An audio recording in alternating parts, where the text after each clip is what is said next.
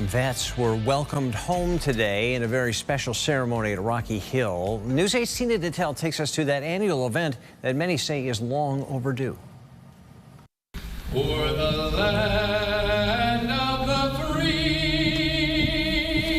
We are so very grateful for your sacrifice. Vietnam veterans may now be getting the honor and respect many say they should have gotten 51 years ago, when the last of the U.S. troops were withdrawn from Vietnam in March 1973. We were demonized, we were vilified, we were shunned.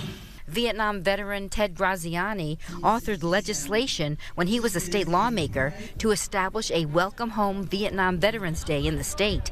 And this annual ceremony at the Department of Veteran Affairs in Rocky Hill now marks that day. It's always a pleasure to be here, just to talk with some of my brothers and sisters.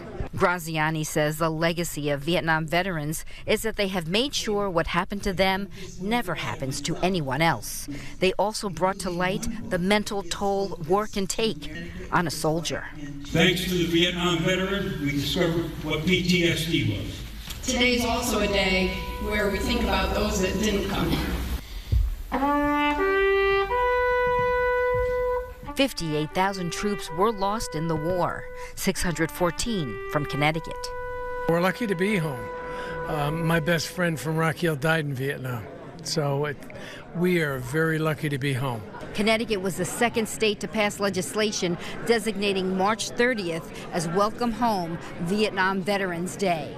Now that was in 2010. 7 years later, these veterans were honored with federal recognition. Things like this have just made everything a lot better. And things like quilts of honor, which were presented to 3 Vietnam veterans at today's ceremony. Jennifer Glick served in the U.S. Army from 1970 to 71. Jennifer, thank you for your service and welcome home. She was a first lieutenant in the Army Nurse Corps.